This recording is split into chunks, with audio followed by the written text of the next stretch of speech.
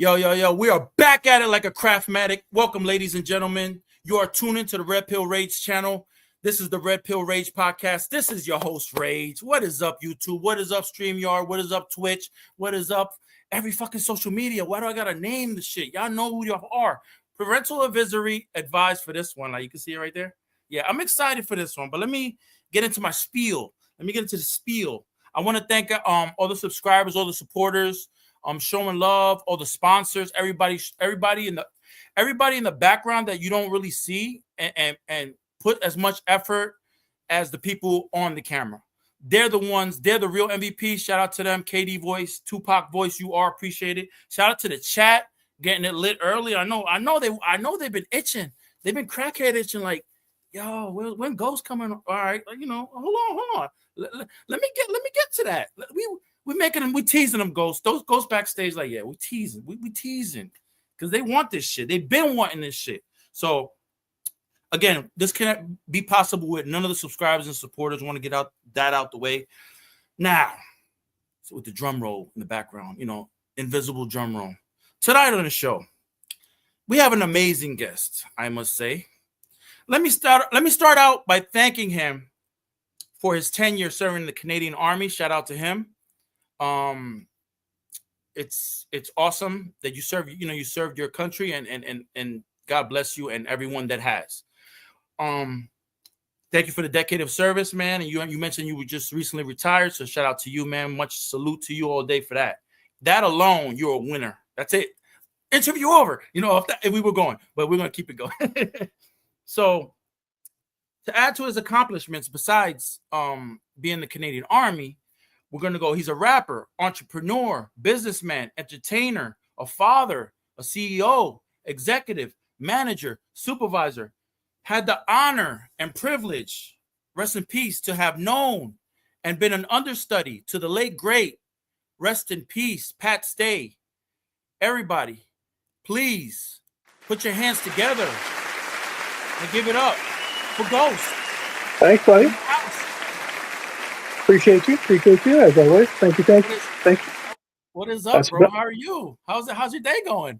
Oh man, I've been waiting for this one. As you know, I've been all the battles have been happening, and since when I left SSRB and came over to Final Stage, and Tyler, when Tyler became my manager, he's like, yo, eventually Red Pill's gonna ask you to come on the show, because I don't know when, but at some point he's gonna be like, but you know, so I kind of knew you were going to ask eventually, that it was going to happen at some point. Just not sure like the 100% when, but very glad to be here, man. Like I said, there's a lot of history and a lot of stuff that I've never spoken about, things people have never heard about, because there just was never a format for me to talk about, right? Because it's a lot of in-depth conversations to be had. So, and there's a lot of kind of backstory that people, you know, if they care to listen, then great. But happy to be here, buddy. No, I appreciate you, man. It's an honor and privilege to have you here, and you're a very talented individual. And this show is basically for your fans, the viewers, the people that mess with you, to have an in-depth look behind the Ghost, behind the man, behind the name, to know you intimately and create those fans, like a stronger fan base for you. It's for you, like, to follow you and just be down with whatever you do. Like, you know, you had those hardcore fans. That's what we're trying to build with you. Like, you're a talent where you're like even the title says enigmatic, charismatic. That defines you, bro. Like, it can't be one thing with you. It's got to be you do like you or they hate you. You know that? Like, do you feel like that's that way? Man, that is very. It's hilarious that you said that, man, because ever since I started in music, you know, I used to do musical call outs and shit like that back in the day. When I first started, like very, very first started, my influences on the East Coast of Canada, guys like Classified, aka Luke Boyd. People who don't know who Classified is, Class put out, I think it was 18 albums before Sony signed him. So he got signed to Sony Records after 15, 16, 17 albums in his bedroom. Like, I went to his house the first time I met him. The first time I recorded with him and his brother Mike B, I met Quake, who was at the time I was like 19, dude. So at the time, Quake Matthews was in a band, a group called Fax 4, Halifax 4. Him, Market, Boy Ill, and Spesh K, all 4 of them. I got to meet all of them. I got to drop verses with them on a track. They were on my first album that I put out. I put out an album when I was 19, and then again another album at 21. And then I met DJ IV, and I got to do a mixtape record with a bunch of artists from Halifax. So it's very interesting that you say that, man, because my whole career, starting from the time I was like 17, 18, 19, people have either loved me or they'll fucking hate me. And there's no in between. So the way you said that, I was like, how did he know? bro. And I love the energy you're you're bringing an energy. I know Tyler has noticed this. That's why he managing you. You know, it's either one way or the other. There's no gray area with you. And we're gonna get into like my favorite things that happened like since you came in later on, because I want to say the good stuff, and then we'll get to the haters. The haters are there. We're gonna give you some I got 2 specific haters that I'm gonna deal with it. I just made a call out for February, so we'll see how that goes. Bro, hey Tyler, if you're watching, man, you gotta give this man a promotion for how hard he's been going for final stage. This is like the Dean Ambrose, the Shield going crazy. When I came in, man, my perception of final stage, it had to be rectified. So when I came in, I'm willing to admit, put my ego aside. When I first joined, I was really pissed off because SSRB treated me so fucking bad. Like they really mishandled me in a lot of ways, and they really did not manage me appropriately, and they fucked around. So I was really upset. I was really pissed off. And so I joined final stage because FAFO was fucking up, and just a lot of things were happening. A lot of bad moves were being made. So when I joined, I kind of had a chip on my shoulder. I'm willing to admit it. And I thought that my style at the time, stylistically, I was like, oh, it's all that in a bag of chips. Nah, man, my style was fucked. Tyler had to take me aside, sit me down, and like, look, this is what you need to change. This. So it was crazy because my first battle with Punch God that I lost, the hype around that battle was so intense. It was like, dude, if you walk in the room, it was fucking palpable. You could cut it with a knife. You walked in, you were like, God damn, like it was real. So, bro, right now, all the work I've been putting in, all the battles I've been doing have been leading to one thing. And I'll say it, and Tyler's gonna hate me afterwards. We're going with the rematch with Punch God. So I've got like 6 or 7 more battles to do before the rematch happens. But Punch, I took your style and I'm gonna fucking beat you to death with it. So I'm coming. I'm coming, Punch. Don't worry. It's happening, Fruit Juice. Round 2. Bro, your face off with him, and this is a question that I had. Your face off with him has to be in the record books because this shit was hilarious. And you gotta have like your Batman to the Robin or your Joker to the Batman. You know what I mean? You gotta have that other, and you and him just gotta have a TV show or something. God damn, you're just bro, you're over here sitting in your chair like, what's up, front fruit box? And then he's over there, going at you, and like you're making up these names, and he's oh my, I don't man, like after you guys battle, work something out where you guys are just podcasting. It's gotta be like there's a definite rivalry between me. Like I remember something that Pat told me years ago when he said real battle rap rivalries, they happen so organically. His quote, you shouldn't have to work at it. It shouldn't have to be something that you put energy or stress into. It should happen so organically that you're just sitting back like, yeah, I hate this motherfucker. Like that, it is what it is. And that's so with me and Punch, there is a definite there's something there, bro. It's magical, bro. It's magical between you guys. Like it's something that you can't describe. Like you're so laid back with your shit talk. He's so like aggressive with his shit talk. Yeah. And you're unbothered, and then he's unbothered in some way. Yeah. It just makes great TV and great. Bro, that face off. I'm gonna clip that shit and have it like tag you in it. I'm gonna tag Punch God. Shout out to Punch God, man. I told him like as much as it hurt to lose that match because all the build up and hype. I have to give Punch his flowers, man. I have to. I'm not a hater in that way. Like Punch's style was better than mine at the time. So when after that battle, man, I took like 2 weeks and I just didn't talk to anybody. I took fucking just weeks. I was just gone. I was off the chat. I wouldn't talk to fucking anybody. So I had to really, really sit down and go like, okay, here's what didn't work. I tried something different. I did double times, triple times, constant switches. And that shit was, it didn't work for the crowd that wanted to see something different. So really, in essence, I'm glad, like, I have to thank the man because honestly, I found a different style that is what final stages. This is what they're looking for. Like, I just sent 2 verses to Tyler, and the first time, like, I've sent him like 9 or 10 verses in the last 3 months, and every time he's been like, "It's not bad, but this needs work. This needs work. This is what you need to fix." For the first time, 2 days ago, I sent him something, and he's like, "Bro, this is what I've been waiting for." So, like, I was talking crazy in the chat. Let's see what he's saying. He's saying he's working on something big. He's like, Josh, this is the first time I'm going to tell you, you don't need to fix anything in this verse. It is perfect. So it was. He's like, everything was there. The multis, the schemes, he's like, your punches, they landed, they were pressed clean. Like, he's like, this is what I want to see. He goes, this is how I know the person I've been pushing this whole time. This is it. So I'm very like cognizant and aware that when he showed me the format of how to break things down into a battle and how to actually write properly, because my writing was dog shit, my style was dog shit, and I'm not afraid to admit it. Like, I fucked up certain places, but the perception, the attitude, the cadence and flow and all that, the biggest thing I get tripped up on, I am trying to avoid sounding like Pat.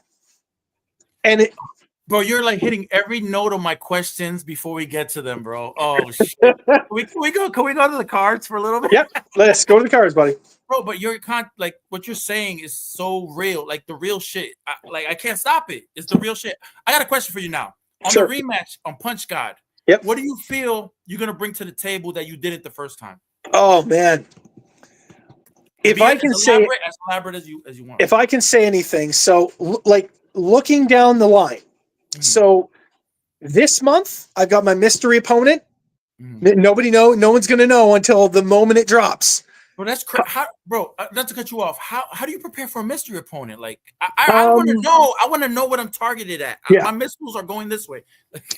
A lot of creativity went into this. The November card is going to be very, very interesting. Like, the November card is stacked.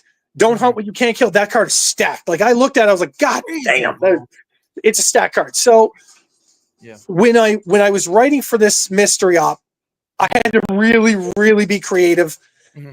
People are going to find out who it is the day that he drops it on YouTube. That is the first time people are going to be like, this is who he's battling. So it's very interesting. But the rematch with Punch, to answer that question, I have to say this. So there's a lot of big name battles that are coming up. I've got a very, very surprising battle in the summer. And I can't tell you who it is, but I can say that Tyler, it's Tyler's fault, man. What is he in the chat? I can only say this. Tyler. I reached out to him on Twitter and I said, yo, I told him the whole story. He didn't know that Pat trained me. I'll put it this way. He's very, very good friends with Pat. Very good friends with him. Knows him very well. Fucks with, like, respects him and shit. And I was like, yo, told him my whole backstory in Twitter. And I was like, I'm in this league called Final Stage. I'm looking for a big name in the summertime battle. I'll put money up just to have you show up. Will you do it? His stipulation for showing up, I have to win at least 8 battles in a row. From every battle, from now until the summertime, I have to clear. And he's like, I want you to build a resume so that if and when I show up, it's going to be talked about. So I am really like, man, if I could pull this off, I'm fucking. So to give you the answer to the Punch God question, we've got the mystery op in November. Okay. December, I've got Ryan Klops that just was announced. Ryan Klops is in December. And then the end of December, no one's done this, I don't think, in Final Stage yet. So I pitched this idea. End of December, New Year's night. Me and Iraq are going 1 round, 4 minutes. It will be dropped 5 minutes after 2025. The first battle of 2025 is a pop-up, me and Iraq. What the fuck? It'll be fucking dope. I need to hear that shit. Like, I pitched Iraq that idea, and he was like, what are we going to call it? I was like, what about drop the needle? I was going to say drop the ball, but it's like, I didn't want to steal off of New Year. So drop the needle is happening. Hard. New Year's night. Genius, bro. That is I know. And Tyler was like, I love that shit. That's fucking great. Tyler must have been like blowing his load. Like, whoa, what the fuck? Yeah. Like, so I pitched it to Iraq. He loved it. I loved it. It was a mutual decision. We both really enjoyed the idea that it was the first battle of 2025 on final. It's a pop-up, but it is what it is. So you're going to see me battle in Iraq. And then January, I've got possibly looking at Mad Dog, Joey, battle Mad Dog. February is going to be the one to talk about. February is on some, buddy, I'm on some shit. So for those of you that know what SSRB is, the league that I came from, I had 2 actual beefs. One with Anthony Williams, a.k.a. Rome, and another one with Mason, a.k.a. Death Note. I just called them both out. Battling my rematch with Rome, February 15th, battle with Death Note, February 30th, and then the February card for final stage. 3 battles that month. Bro, that's bro. Damn, your pen is going crazy. Your pen is on fire, man, bro. I've been writing for almost every person. Every night I'm just sitting here writing. And I'm just like, my brain, the way my brain works, it just doesn't really stop. So I can come up with schemes and flips and ways to kind of go at that. So sorry for the long-winded answer, but to get ready for Punch God, I'm prepping myself with battles from all these different opponents. With basically, I kind of took the idea of Punch's style, except his wasn't very accurate. So I took it, made it exciting, flipped it, changed it, made it my own thing, and I'm going to beat him to death with it. So before I'm done, I will happily. And I forgot. I'm sorry, man. February, the major event for the February card. I talked to him already about it. Me and Burns are going to do a $600 money battle. No. Yeah. Me and Burns are going to go head to head. I need to be there. And both you guys, like, it's a 3 round, 3 minute each. It's the main event of the February card. Tyler's like, I'm making you the main event. So me and Burns, there was a breakdown of communication. This was supposed to happen in December. Okay. The Frostbite main event was supposed to be me and Burns. And it doesn't matter what happened. It's all good. Some mixed line shit happens. I talked to him and he's like, yo, February. He goes, I should be good for February. There should be no problems. Let me get back to you. But I pitched him the idea. It was like 3 minutes, 3 rounds, a cappella. I'll put up 300. You put up the $600 money battle, on the main card of February. So the breakdown card would be me and Burns for the main event. So that is going to be fucking awesome. Bro. I'm already done. I wrote my shit months ago because it was supposed to be for December. So I wrote my full 3 rounds. I'm already done. I don't have to do shit. I'm done. So bro. I'm sitting on it. Because like I said, I got Rhyme Clops coming up in December now. And then I've got Iraq for the Drop the Needle event, the end of December for New Year's Eve. And then January, we're going to see what we see. Bro, I feel like you're the workhorse of final stage, and you just came in the building shutting shit down. Like, this is how you're supposed to work. And I love that energy because I'm like that. I don't sleep. Deb don't sleep. Yeah. Tyler don't sleep. Everybody else, shout out to Cali. Shout out to all the artists. I know they don't sleep. Not saying they don't sleep, but if you don't sleep, you're on your grind. You're doing your shit. You're just fucking working. I don't stop, man. I don't stop. It's more of a like, the few people that I battled that I took L's from, like Rodney, Tyler, shit like that, me and Tyler were going to battle. Originally, me and him were going to battle. And I was like, I know you're going to kill me, but like, I would be eager for the opportunity to see what I can learn because throwing away the style I had, Rodney has helped me a lot. Tyler's helped me so much. Other people have helped me. Dev's helped me. Like, to understand proper writing, actual proper writing, and to actually do it the right way.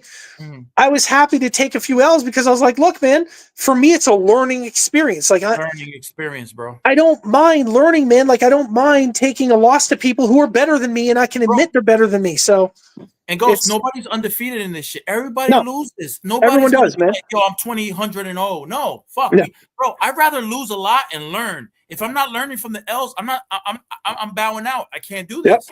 I can't do it. I may Oh, think I I sound forgot. good. I'm sorry, man. I didn't mean to. I apologize. No, it's you, bro. It's about you. one of our old members, Brooke from New Zealand, yesterday called me out. January, we're battling. Hey, I don't know if it's gonna go street talk or final stage, but he called me out. So I was like, fuck it, 3 rounds, let's go.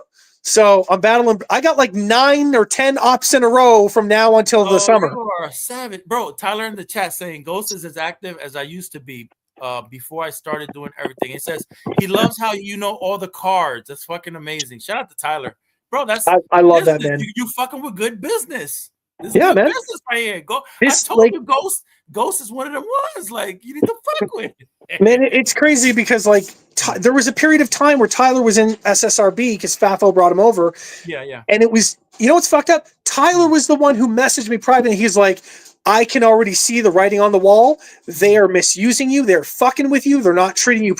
And he called it a month and a half before it even happened. He tends to do that shit. Like he and I was like, things.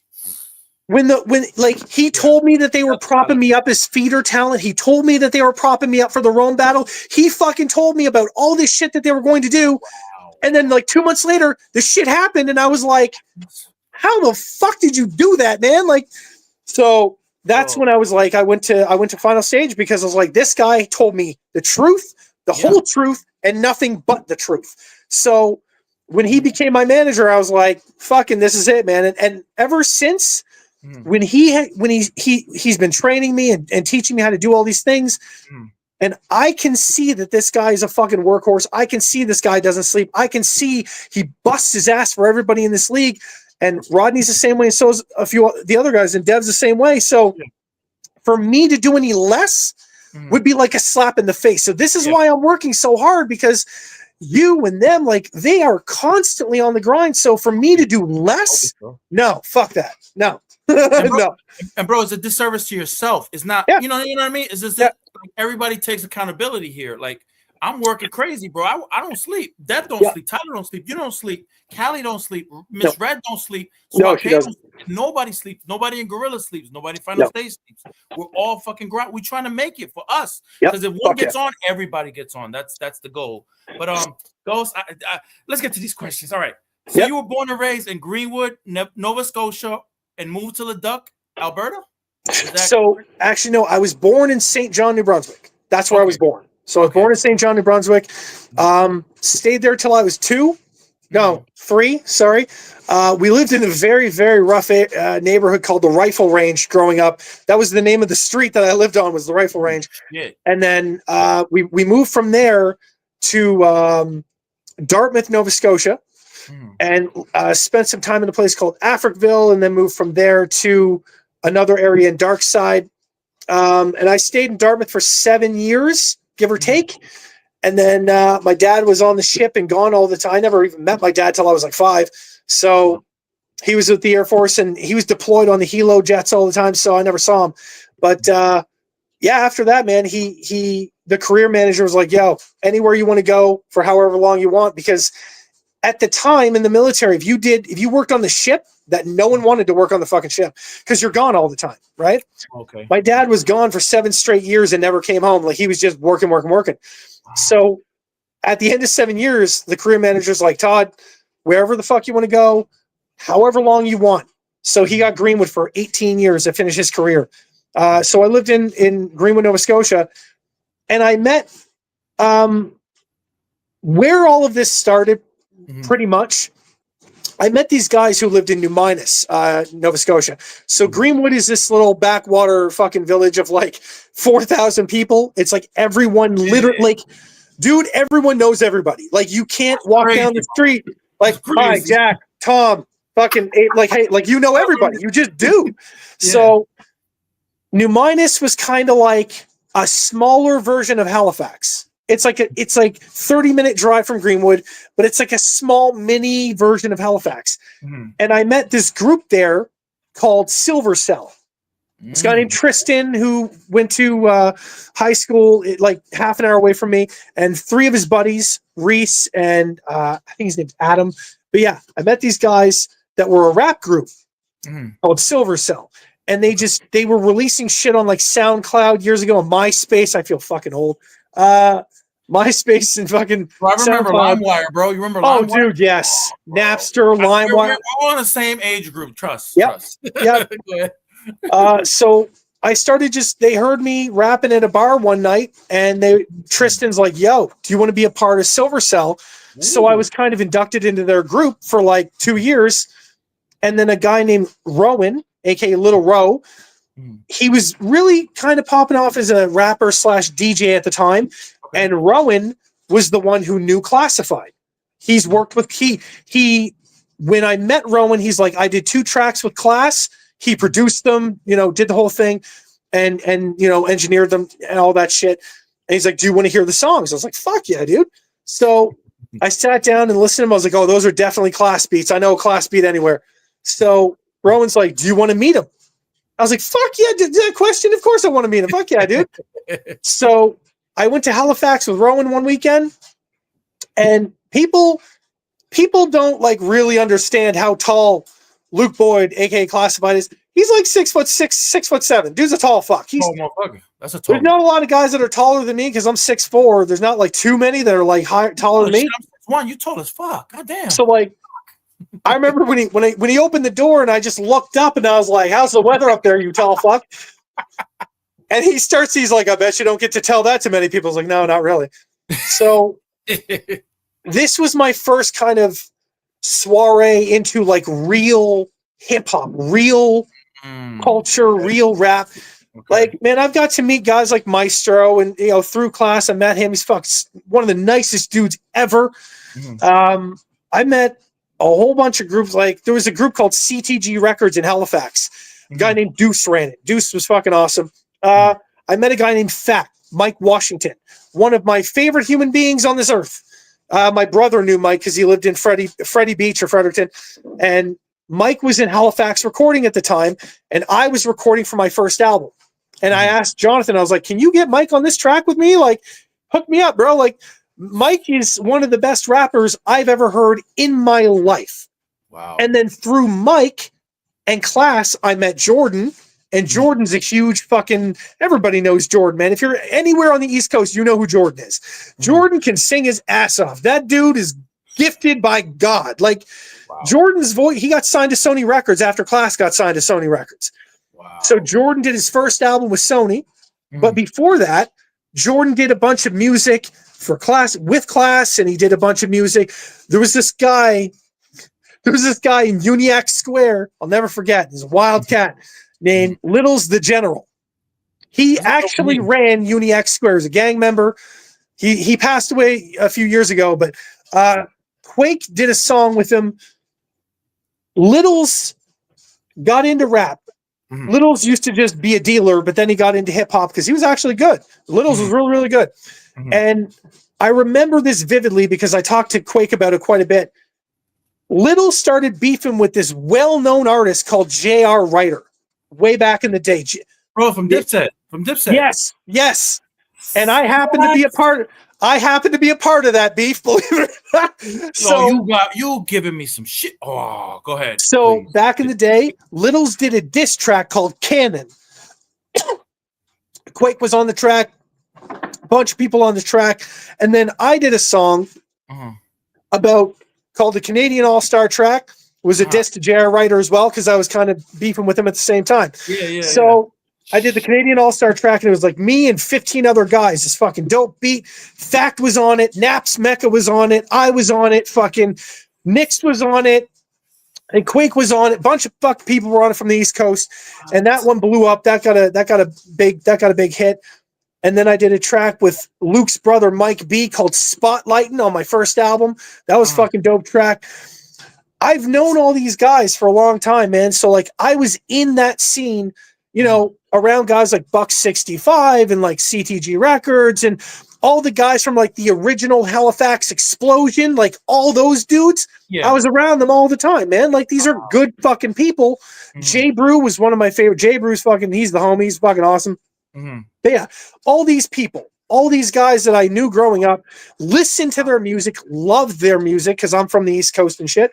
Yeah. So I respected the shit out of these guys. And then eventually it came to meeting Pat, which happened before you continue, Ghost. This is you asked, bro. You are like Tyler right now. You are all my questions is based. You're running through my list without me even reading them. All right, segue.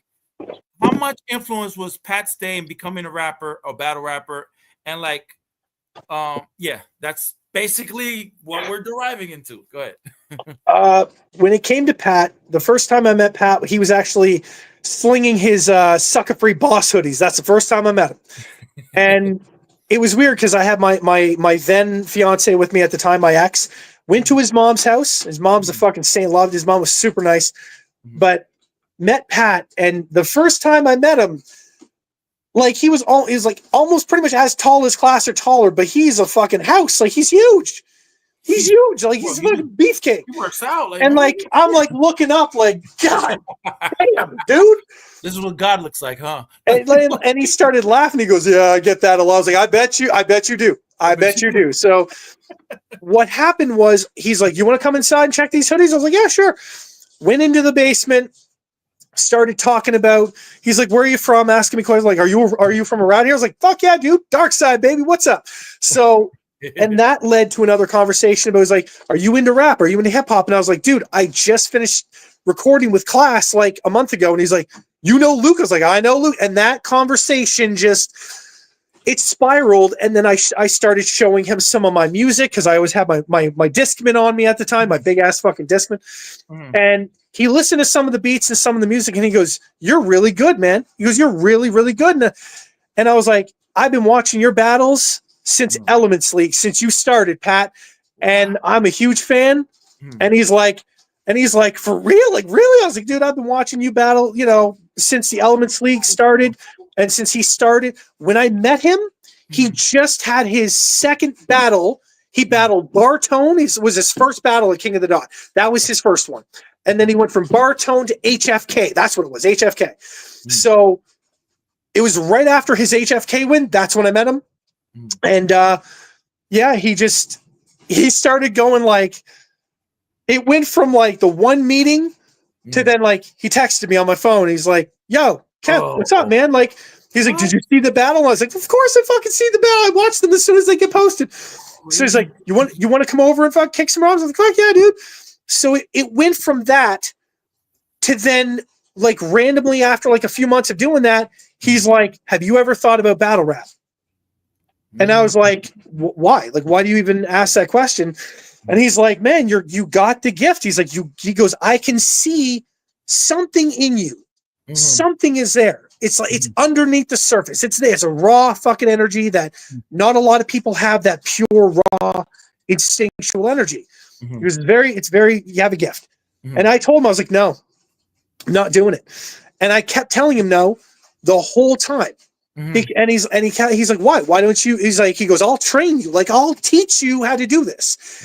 And I was like, "All right." So every few days I would either go to his place, come to mine, or it would just either be a phone call. Sometimes he'd just go on the phone and kick rhymes and shit like that, or it would be like texting, whatever. But it went from that. And he kept like down the line as the months and months and months went by and as years went by. He's like, "Kempster, like, why the fuck aren't you getting into battling? Like you like, you know?" And I said, "Pat, the reason I keep telling you no is because you are a giant in this game. Number one. Number two, I can and will never live up to you. I know I'm not stupid enough, and I would never presume to ever live up to you. I can't. I just can't. Like, it's not going to happen. I know this for a fact." So for me to get in the game or to even try to get into battle rap while you're still around, like, I was like, maybe when you retire, maybe I'll consider it, because if I do it now, people are going to automatically without even thinking. They're just going to automatically be like, oh, this dude's fucking Pat Stay's protege. This is the dude that fucking Pat trained. He trained me in secret for a reason. Because he knew that if I jumped into the league before I was ready, I was going to get ripped to fucking pieces, and I knew that. But more than that, he knew that I didn't want to be associated with just his name. And he knew off the hop, he's like, if you, like, as much as he wanted me to get into this, and he asked me, and I told him, I was like, Pat, if I jump into this, people are going to automatically link me to you. When they find out you train me, they're going to link me to you. Yeah. And have expectations that I can never meet. I will never meet those expectations. It's impossible, dude. No. So I just kept telling him no. I was like, man, you know what? I'm happy to sit back and watch and take all the lessons you're willing to give me, but I'm not going to do it. I'm not trying to be rude, and I'm not trying to bite the hand that feeds me, but I can't, man. Like, you're so fucking good at doing this. Yeah. That if I get into this now, people are just going to expect the fucking world from me automatically. They're not even going to think about, they're not going to process or have the thought pattern to be like, he's not Pat, but Pat. So they're not going to give me the benefit of the doubt for me to be my own person. And that was a conversation I had with Pat for years. Yes. Until he died.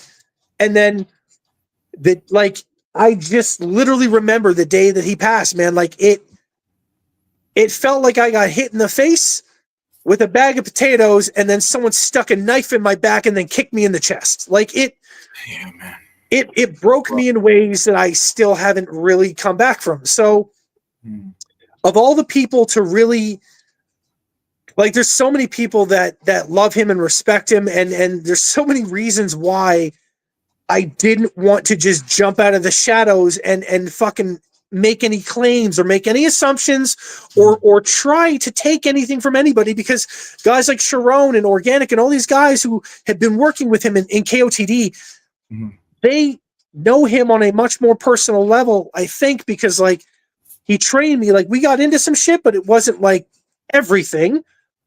But I kind of got the other side of it watching his battles, and then he would call me and be like, yo, this is what I was thinking when I was going through this battle. This is why I wrote for this guy this way. This is why I went with this scheme. And this, like, he used to break down all these battles for me. And he's like, when you do a battle in the future, like, give me pointers and talk to me about, like, the ideologies of battle rap and how people pursue it and how everyone's different and everybody's got their own mindset, their own kind of way that they do these things. So I just kind of knew, man, like, I was even hesitant after he passed to be like, should I even fucking do this? Like, I really was hesitant. And the only reason I even fucking got into it was I used to battle on X just for fun. I was just on Twitter. I just had Twitter battles for fun.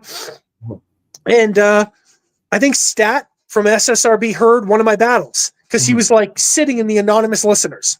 Okay. And this is where all this shit kind of kicked up. After one of my battles one night, Stat messaged me and he's like, yo, I heard your shit. You're really fucking talented. I want to bring you on to SSRB, you know, So I was like, I was hesitant to try it, man. I really was. And I didn't presume or assume anything at all. I just wanted to go in with an open mind. That was it. That was the whole, I was like, you know what, man, if this doesn't work, that's okay. At least I tried it, man. At least I fucking gave it a shot. So SSRB didn't work out because it just, man, it ended up being a lot of backdoor deals and a lot of favoritism, man. A lot of buddy shit was going on that I didn't really like. And Tyler saw it before I did. So props to him. So a lot of shit kind of got misconstrued and fucked up. And then it just kind of ended up in this weird way, me going to Final Stage. And I fucking love it, man. I fucking love being on Final Stage. And I'll tell you right now, like, I've got a real special fucking treat for you guys tonight. I haven't shown anybody this. Doc is working on the final master after almost 3 years. I was finally able to write a tribute song for Pat. and I did it to the beat Tupac Until the End of Time. Ooh. So we can play it on here. Where you want to play it on? I'll play it on here tonight for everybody, so you guys can kind of. Let's do it. It'll be the first time. Yeah, man, it'll be first time you guys hearing it. Doc Abra is doing the mixing and mastering, so you'll hear the rough version, but the actual track will come out like the next week. But yeah, and on top of all the things that have been happening, I kind of started this giant beef with Rap Zone. That was. Oh yes, Clap Zone. I mean Rap Zone. Yeah, I blocked each and every one of them. I just can't deal with it. I get enough shit to go. Like I don't rap, so I don't need this. Please address this bullshit. That motherfucker's verse. I heard Hilla or whatever the hill, up the hill, down the hill. Garbage, trash. Oh, he's trash. He's fucking garbage, man. Like I don't. The Wi-Fi sucks. I don't understand. Like after being in final stage and seeing real rappers and real MCs and real fucking battlers, seeing this group of people and go before I cut you off. How did it start? Because I don't remember how it started. I got pulled in. You know, how did it start? Please. It started because Hilla got dragged into the group chat. Okay. I can't remember if it was Tyler brought him in or Rodney. Someone brought him in. Someone did. Okay. I just remember that's where all of this started because Hilla was talking this mad shit in group chat, just fucking crazy, bro. Running his mouth. Yeah. And he just wouldn't shut the fuck up.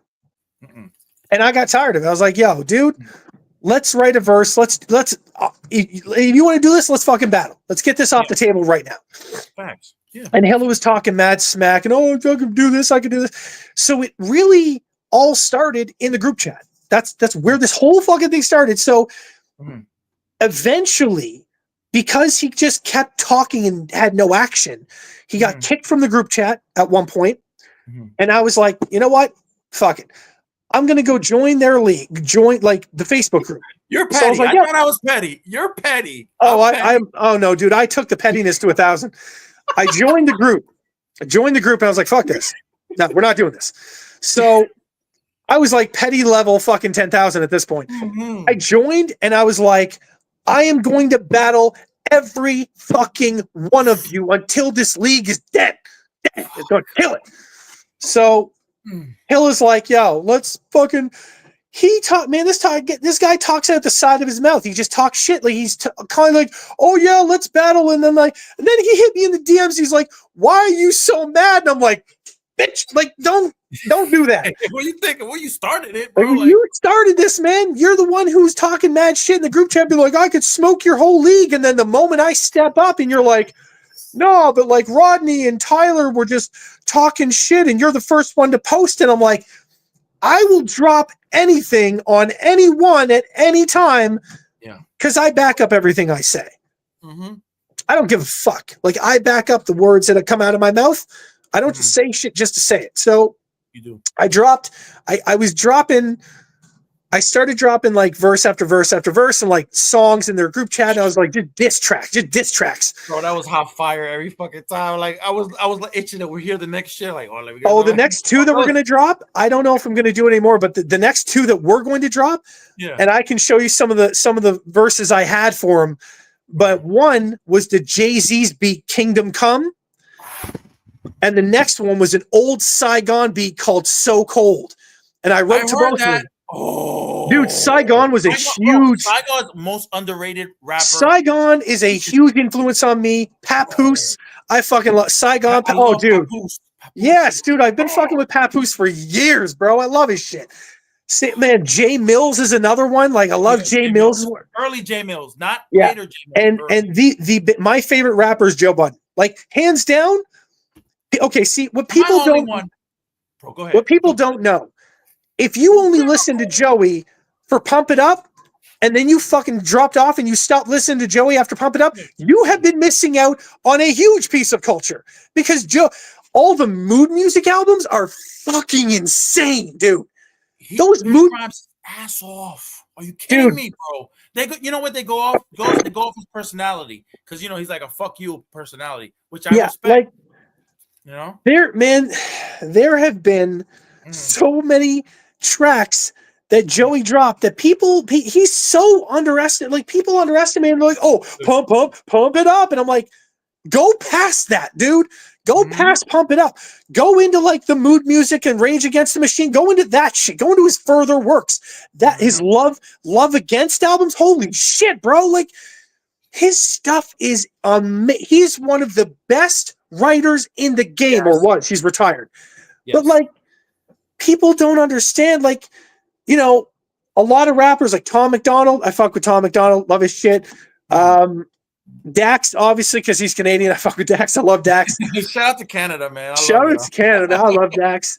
But a lot of the Canadian, like the guys in the underground, like from around my part, like Miracle is one of my favorite MCs from the East Coast. Miracle has been a huge influence on me. And one of the saddest things that happened in the last few years, man, was I only found out about this a month afterwards, and it fucking broke me. There was an MC named Al Boogie from Digby, Nova Scotia. Al Boogie. And Boogie was so amazing, dude. I met him a few times, and Quake had albums with him called The Paramedic Music. Al Boogie had his demons, man. And I guess the story goes that like he got drunk one night and wrapped his car around a tree, and he died, a little while ago. Peace, man. And when I heard that, man, it broke my fucking heart, because Boogie was one of the nicest human beings I have ever met. Oh my God. And man, he dropped a track on AZ's The Format years ago. Oh, he killed it. He killed that shit. Boogie fucking destroyed that beat. So Boogie was one of the nicest one of the best MCs I've ever heard on the East Coast. Rest in peace to Boog, man. Like Quake did a song after he passed called My Brother Boogs. It's on Spotify. I listen to it all the time.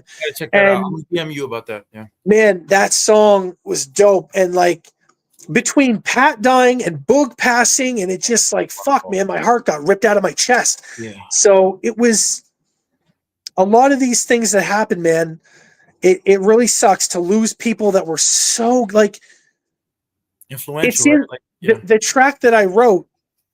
You'll hear it later, man. Like you'll hear it on the thing that all the shit that I wrote is incredibly personal, and the shit that happened between me and Pat, and like how he died, how he passed, the effect that it had on me, and what I'm gonna do moving forward. So it's just really, really, man. But like it's weird how people come in and out of your life, because like meeting Tyler and he knew Pat, and it's just like a weird turn of events, man. Like it's a weird turn of events that like now Tyler's training me, and it's kind of like he really knows, like really, really knows about Pat and style and stylistically and all the shit. So it's kind of weird, man, how people come in and out of your life.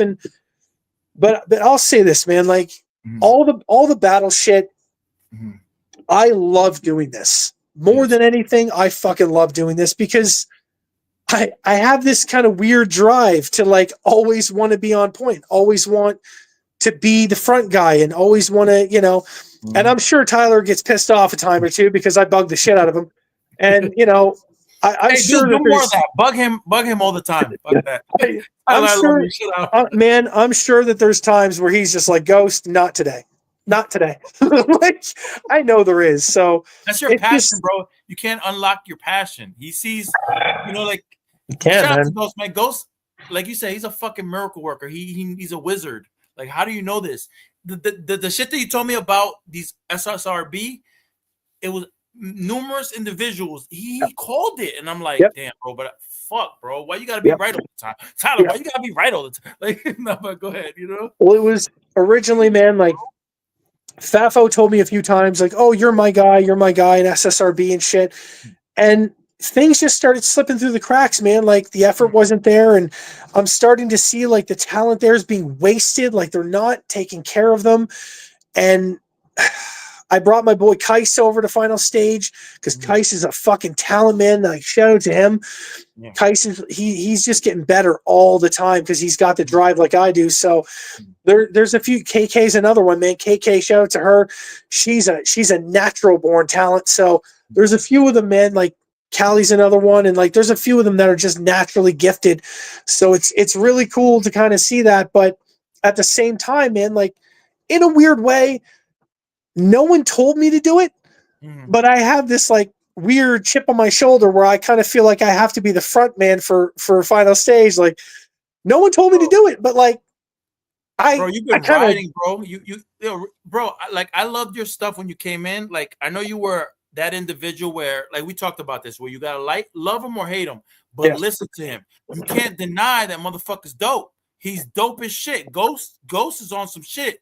You can't deny it. You can hate from afar, but you can't say he's whack. You can never say he's whack. You can never say he's corny because that motherfucker spits. Like every time I heard you, and then like recently, bro, with this rap zone shit, and like you stepped it up a notch, bro. Like you've been on some aggressive shit. I'm like, damn, I love this gangster shit coming out of this motherfucker. Like, damn, he's just like, you know what? Fuck it. I'm on final stage on my back. Let's go. You know, like kind of shit. You know, like, yo, I'm gonna fucking run through rap zone. Tyler, go sit back wherever you at. You know, like it's just what's that? All right, that's a question. What was what struck a nerve on you and just like you took it to the next level? I'm gonna rap about his mom every fucking day. You know, I'm gonna go in. Like what struck a nerve with you that just pushed it to like next outside of Joshua. You know what I mean?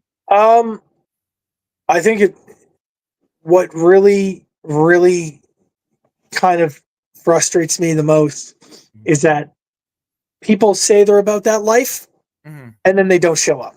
Okay. Hey buddy, one sec. What's up, buddy? You did? Okay. Go get a Band-Aid. Okay. Just one sec, buddy. Okay, buddy. Well, I'm doing an interview, so I'll be up soon, okay? All right, get up soon. No, not right now. Go upstairs. So man, I think really honestly, what really tipped me off, it gets, I guess because I came from where I came from, and I was lucky to be a part of the Halifax kind of group and to be in that realm.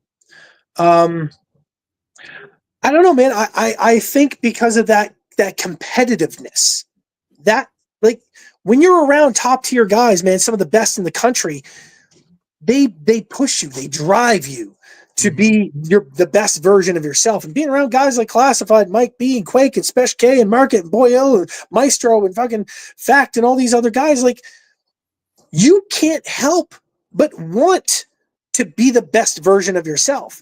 And I give credit where it's due to all the East Coast guys, man, because they've been working their asses off for years. So when that comes to battling, I guess after Pat died, man, I loved seeing the outpouring of love that people had for him, that they respected him.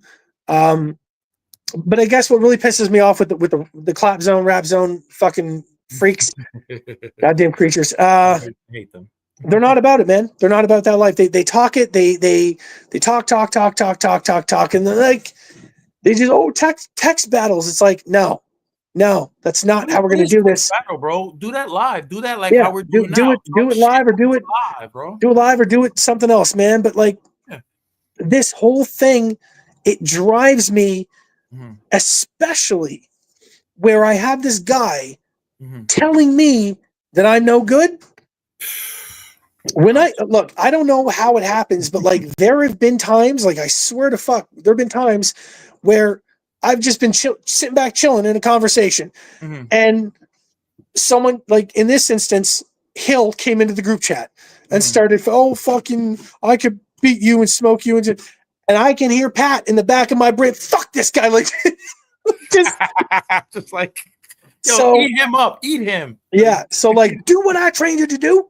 You know, we don't tolerate bullies. You know what's crazy? That's his person. If that's how he would do it, like, yo, man, fuck that shit. Get him. Why you holding back? Well, it's weird, man, because the more I'm avoiding trying to sound like Pat. I sent a verse to Tyler, and he was like, dude, you channeled Pat. I don't know what you did, but he goes, this verse, He goes, you sounded just like him in certain parts, and I'm like, I'm not trying to do that. I'm not. Yeah. The whole point, man, is supposed to be me crafting myself as my own person, my own symbol, and the ghost moniker. So I'm really, really pushing that, and I'm really trying to. I want to. Pat had his shit. I want to leave that where it is. Yeah. The whole ghost moniker, that's what I am. That's who I am. That's what I'm about. So, but yeah, there are times, man, where I catch myself writing shit and I'm like, I didn't think of that. Like, that wasn't, I didn't, like, it just, certain things, like, I literally wrote something. I did this battle with Chino. Chino was fucking around in our group chat, and I just decided to write for him just for the fuck of it. And I wrote something, and then when I read it back, and I was like, this isn't me. I don't talk like this. I don't think like this. This is not me. Like, you. and then when I read it back, I can kind of hear like this weird little giggle, and I'm like, oh shit, that ain't me. So I don't know, man. I'm like I said, I'm just trying to avoid people having that perception. Yeah. Because Pat did his thing. He was one of the greatest in the world to ever do it. But I kind of want to be my own person, man. I want to explore the ghost moniker, explore where I can take that, the ways I can move it. But, when people like Hilla come into the chat, man, and they're just bombing out and saying, I could smoke anybody, I can fucking da-da-da-da, and they're not willing to back it up. That... I get pissed, man. I get really angry. Yeah, like I get mad, dude, because like to me, if you are in the house that rap built and you are willing to put your credence on the line and your name on the line and you're not willing to back it up. Why are you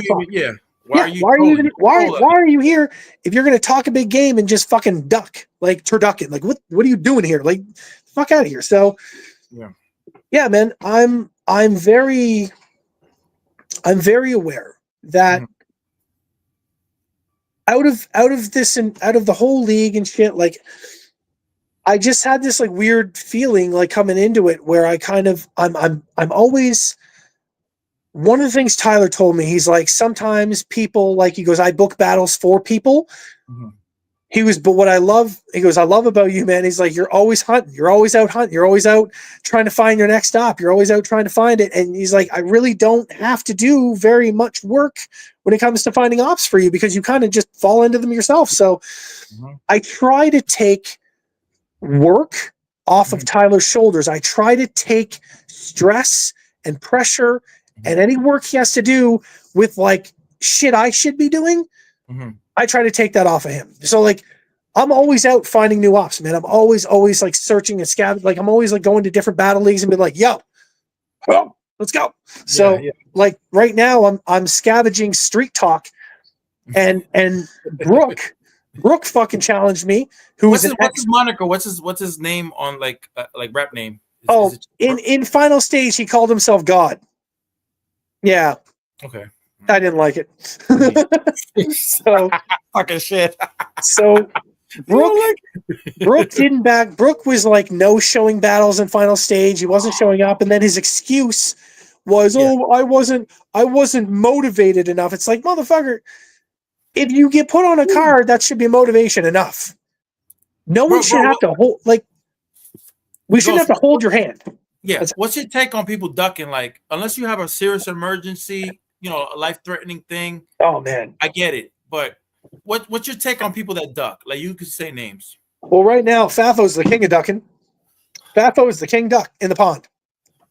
He's ducked his like last 4 or 5 battles. When I found out that people had to write verses for Fafo, I lost all respect for him. Fafo, I'm not getting. I'm just gonna stay quiet. When I found out that Fafo's got ghostwriters, I'm like, nope, I'm done. So Fafo, you need respect. He can take his own direction in life, but I'm just saying anyone, not just him, anyone that has ghostwriters, I lose all respect for you immediately without delay. So if you can't even creatively sit down and do your own shit, like I have no respect for you. So like as far as me and Faf go, like he can go fuck himself because he has ghostwriters. And I'm not with that. So I think though when it comes to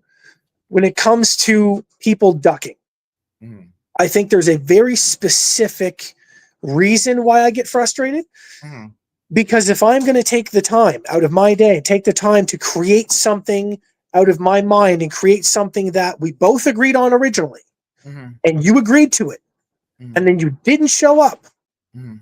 that it's a source of contention. To quote Michael Jordan from the Netflix Last Stand, I took that personally. Like, so, He took it personally. yeah, man. Like anytime that happens, I just think of that Michael Jordan quote, and I took that personally. So, like, I get it. so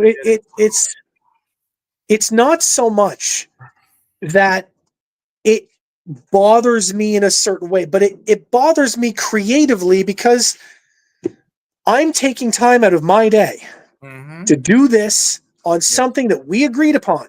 And if you can't keep your word as a man, then I got nothing for you. I'm sorry. I'm old school. I was raised like my dad was like, Josh, if you don't have your word, you don't have anything. Period. That's it. If you don't have your word as a man, you got nothing. So that's the only credit you have in this world is your word as a man. That you will do. If you say you're going to do something, do it.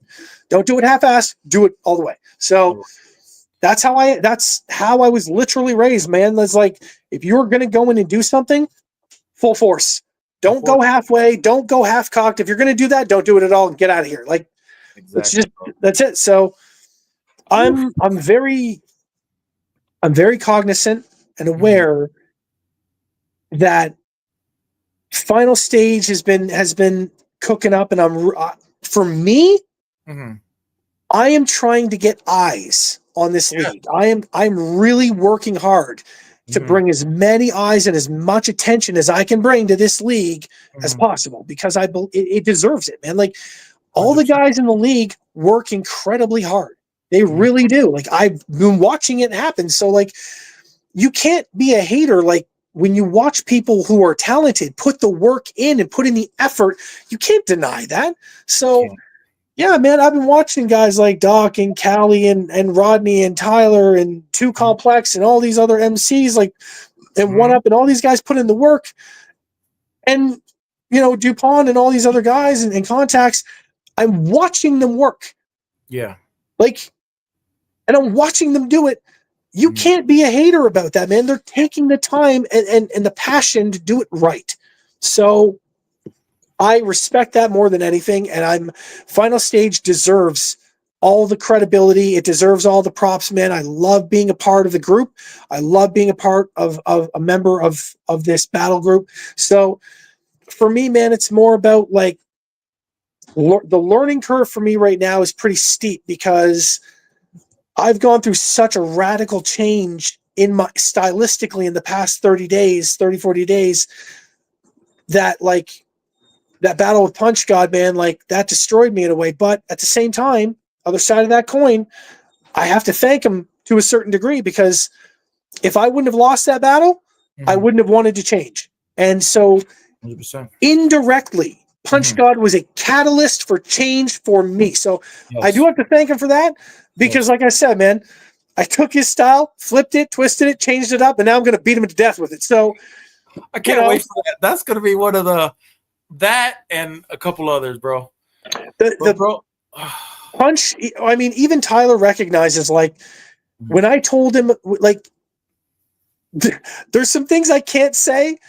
Conversations I've had that I can't say that I've had with Tyler, but we both know, like, he knew before I even did, that the WrestleMania event is me and Punch God, and the rematch is going to be even better. So crazy, bro. And it's going to be better because I have to go through a gauntlet of rappers to get to that point. Damn. So like I'm going to have to do like another 10 or 12 battles before I even get to that point. And I'm okay with that, man. I'm okay with putting in the work. I'm okay with showing that I'm crafting this new style, and I'm just going to keep stacking up the bodies and putting in the work and putting in the work and working my ass off the way I've been doing.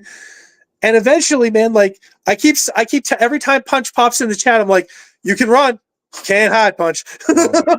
Bro, you guys are hilarious together, man. It's just like I said, it's just Yeah. Bro, you're elevating, and we're seeing it as a progress, and it's a beautiful thing to watch. You know, with Final Stage, Guerrilla Warzone. Yeah. It's But getting there, now, man. Ghost, we are down to the 10 questions with Ghost. Are you ready? Gotcha. These I'm are ready. hard hitting. These are I'm ready.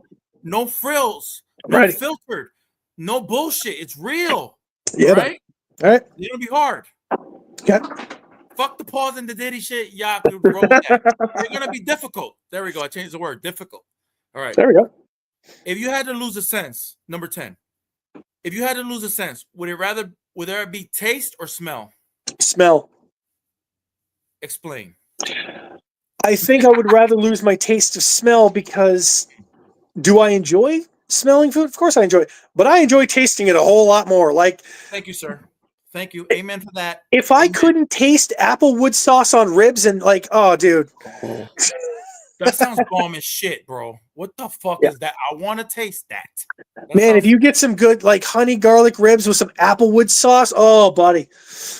Montana's Steakhouse up in Canada is one of my favorite spots. Montana's is dope. So I'd say smell.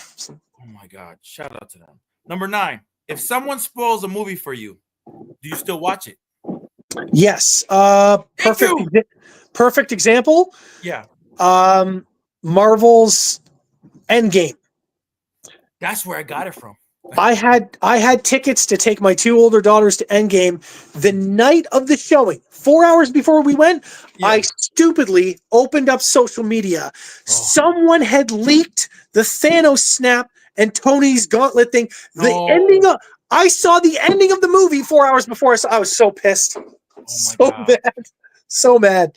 Were you still watching how it unfolds? Like kind of. Oh yeah, man. Like yeah, even though I saw the Tony, like I am Iron Man. Like I saw that, I saw the ending, and then but when I watched the whole movie through concurrently, I was like, makes a whole lot more. Seeing the ending of a movie won't ruin it for me because to me, it's more about the journey of like how did they get to that place. Yes.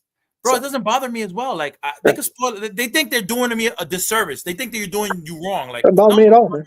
You're helping because it builds more interest. I mean, Yep. watching the whole thing. All right, bro, it's gonna get difficult. I'm telling you. All right, number 8.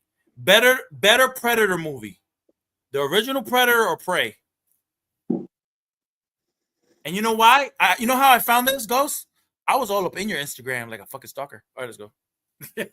I'm gonna have to original, man. Nothing beats the and like original recipe. Prey. I loved Prey because I gotta watch Prey. I gotta watch. My kids are just getting into the Alien. Like my kids are just starting the Alien quadrilogy, and then they're getting into Predator and all that. My oldest daughter watched Prey. She loved it. I loved it. I love what they did. The whole remix of the idea. I loved it. But one of the things that I really hate is that in the comics, in the graphic novels, the character Dutch, who's played by Arnold, he comes back for one last hunt. And I have been waiting for years for him to be like, we're going to do this one last time. I've been waiting, dude. I've been hoping for years that Arnold would be like, let's do this. Because what most people don't know, in the graphic novels, if you've seen Predator 1 and then you watch number 2, which Danny Glover was the main actor, and it was in the streets of LA, like a Predator came to Los Angeles and the gang war heat. In the graphic novels, this was cut out of the movie. In the graphic novels, Dutch shows up at the very end. Wow. Yeah. So while Danny Glover is fighting the Predator, Dutch shows up to kill him and finish him off. And Dutch is wearing like Predator armor that he found in. There's a whole backstory to this. There's a whole. I should have had Arnold Schwarzenegger. He wanted. I know. He probably wanted money. It was all. It's a money grab. So. The whole story would have been. For like years and years and years after the first incident, the first Predator showed up, Dutch goes off radar, starts training like a crazy person, starts hunting down other Predators, and he's been doing it for years. And then he caught wind of one of these old op guys he used to work with. Gary Busey played him in the movie. It's a fucking alien. That guy in the graphic novels, he knows Dutch. Yeah. So Dutch, like I guess in the movie, he calls Dutch at some point. He's like, I've got a fucking alien in Los Angeles. And Dutch shows up. Whoa. And that never made it into the movie. I was so pissed. I'm pissed, So bro. pissed. That's That would have crazy. made it. Arnold. Yeah, man. There's a whole backstory that like eventually Arnold ends up on like a predator planet with predator armor. Oh, it's so dope. It's Oh so my dope. god. They need to go into that shit, bro. What the fuck? I know, man. I've been waiting for years. I don't think it's ever gonna happen, but Yeah, yeah. it's probably The all graphic right. novels are the best source of information for that though. But it's pretty lit. Looking forward to it. All right, sorry. Number 7. Better pets, rabbits or cats? I've had both. I'll say cats because rabbits make a fucking mess, dude. Oh my god, they make a mess. I love them. I love Yeah. them. They're fun and shit, but like those things shit more than any animal I've ever seen. Really? I used to breed them. Right? I used to breed rabbits. Oh, So shit. I had 3 litters of rabbits that I bred, Mhm. and they ended up being like these crazy, amazing off breeds of rabbits, like are incredibly hard to get, like skin color and the whole thing. Yeah. But yeah, I had rabbits for years, and my kids loved them, and I eventually just got away from it, man. Went back to cats. I've got my two retard cats at the house, Hal and Poe. They're great with kids, but like at least once a week, I'll see them sitting on the floor and they're staring at the screen door, and they'll just run into the screen door for no reason. Like, and I'm laughing my ass off. I'm like, why did you do that when you know your head was gonna, like? Yeah. Cats are smart though. Cats are smarter than dogs. I give them that. They are smarter than dogs, but like after watching them run into a door, I'm like, what's going on? What's going on, kitty? All right, number 6. Better movie, original, old school Mortal Kombat, or the remake? oh, the original, all the way. No questions. Now, No after questions. that first question, I was like, you're gonna go original. Robin Shou playing Liu Kang. Bro, He was dope. Yeah, Robin Shou was an amazing Liu Kang. I can't remember the guy's name that played Raiden in the old '90s movies, but he was a famous actor, bro. Yeah, he was. He was, and he was in the. Was he in Highlander? Was he in Highlander? Yes. Yes, he was he played the Highlander. So, yeah, man, I'll have to say the original. Like with a lot of movies and shows, I tend to stick pretty close to like unless a remake really blows me away. Like I'm not much for going away from an original if it's really good. Mm-hmm. I mean, the books are generally better anyway most of the time. But that's true. Yeah, 100%, bro. All right, number 5, best Canadian superhero, Wolverine or Deadpool? They're both Canadian. Oh, it's gonna get more difficult, bro. The last 4. Oof. I'm gonna go with Wolverine, not because I don't want to use the word better, but I'm a nerd. I've read all the comics. I've read all the graphic. Like I've gone through all the comics. Wolverine. A lot of the shit that like the movies have never touched on this, and I hope that they do at some point, where Wolverine was in World War I or II with Captain America. Like that shit never got put into a movie, and I hope it does. Like that's deep as fuck. Like they never. There's so many things that Logan has never been portrayed as. So, but yeah, I would say Wolverine. Not because he's better, but like there's more of a versatile story to be told with him. There's so many more adventures in a way, but they both have adventures. But like I don't know, I'll say Wolverine. Wolverine, okay. Kind of surprised by that because Deadpool is funny as shit. He's funny. Yeah, he is. But Wolverine, I'm always a Wolverine and Hulk guy. I love them. They're just top tier. All right, number 4, Wu-Tang Clan or Tribe Called Quest? Oh, Wu-Tang Clan. Wu-Tang Clan. I hesitate on that. I love Tribe Called Quest. I do love their music. I've followed for a long time. NWA, same thing. But like, I'm a Wu-Tang guy. I'm a Wu-Tang guy. Oh, so yeah, you can't fuck with the Wu, man. Oh man, you can't. I love Wu-Tang Clan too much. Oh my god, yeah. I'm never gonna betray the Wu-Tang Clan. I can't go against nobody against Wu-Tang, bro. As a collective, they're unstoppable. That was it was all Wu-Tang. And then Nas came, of course, but fuck. All right, number 3, Xbox's Halo or PlayStation's Destiny? Oh, fuck, why'd you do this to me? Yes! Oh, why'd you do this to me? Okay, each of them have Each of them have really solid ground to stand on. Halo's got ground to stand on because I remember hosting and then going to LAN parties as a teenager. Shit. Like Halo 1 and Halo 2 and Halo 3 LAN parties with like 50 guys in a room and tons of Xboxes and all these TVs. Like we used to do LAN parties all the time. So I'm going to say I played Destiny from start to finish. I'm going to say Halo. Bro, Halo's the OG, bro. I feel like Halo's the OG. It's got my heart. It won't ever let go. You hop in with your boy, he's driving the car and just like going. Like the Warthog moments are classic. Yeah. All right. Number 2, better anime shows, Dragon Ball Z or Naruto? Oh, Dragon Ball Z, hands down. Fuck that shit. Oh, okay. I didn't. Fuck that shit. No, Naruto, no. It doesn't compete at all? Like no, I mean, again, I've been with it since the original Dragon Ball, man. I've watched the entire Dragon Ball Z, Dragon Ball GT, Dragon Ball Super, watching Dragon Ball Daima now. Doing the whole thing. So, yeah, no, Dragon Ball all the way, man. Like I've watched all the movies that they put out that were never, aired on TV. Like I've seen it all, man. Seen them all. Competition. All right, this number 1 question. I don't want to say it. All right. This one you have the option to say both, and this is why. Okay. DMX or Pat Stay? I will say both for one reason. Yes. Originally, when I first started rapping, my original rap name was Exponential. Now that was that's a math term meaning to rise. So originally it was a long ass name, Exponential, and then when DMX died, I carved it down to X. Okay. So originally my rap name was X because DMX is one of my favorite rappers of all time. Okay. And then the Ghost thing didn't start until like a year ago when I started doing battles online, and the person who actually started it, I think, was Goon.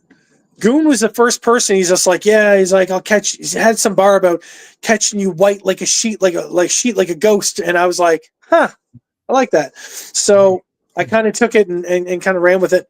Yeah, I'll say both for that one because both of them have been absolutely instrumental in both my foundational upbringing in hip hop and how I've perceived it and how I've kind of lived and survived through it and all that. So yeah, for that one, I'm gonna say both.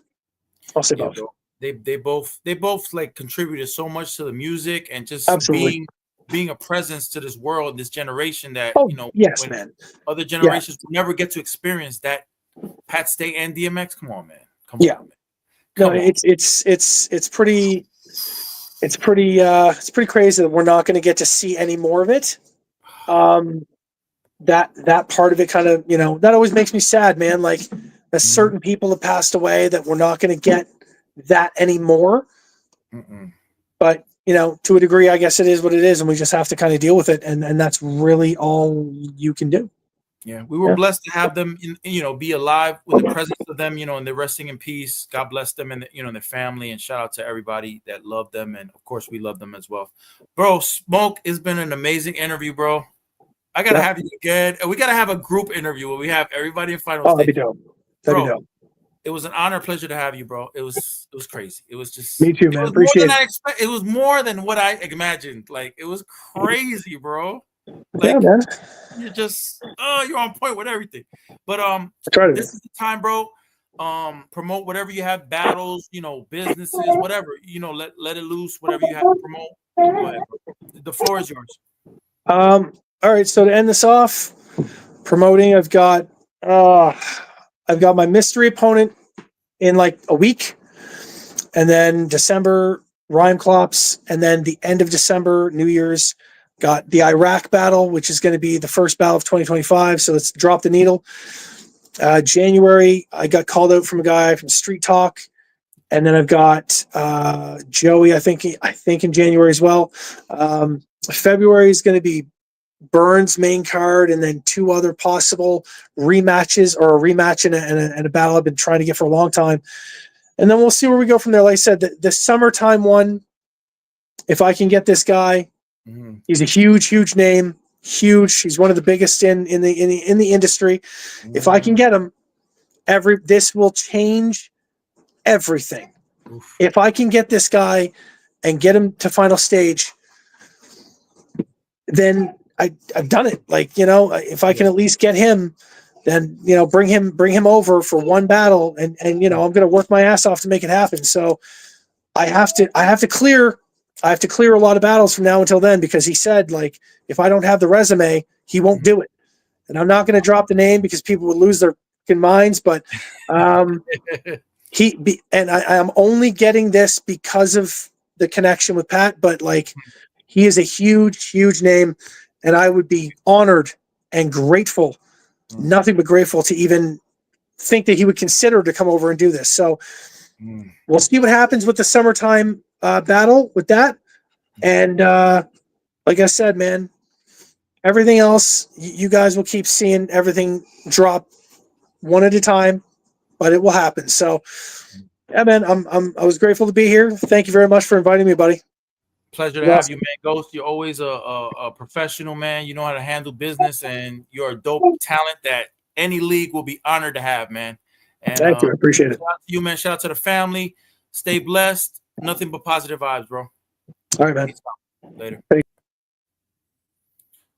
Again, guys, thank you so much for Ghost for being a guest on the Red Pill Rage podcast, man. It was an honor to have him here, man. Shout out to Tyler for making it possible. Final stage. Shout out to Guerrilla Warzone. Shout out to Royal Echelon. Everybody, shout out to the viewers checking it out, man. Check him out on social media. Check out Ghost Battles on social media. More exclusively on Final Stage, because he's a Final Stage artist. Check all his content out, man. Comment, like, subscribe to everything that we do. We're staying active for going into the next year, going into 2025, man. Appreciate all the viewers.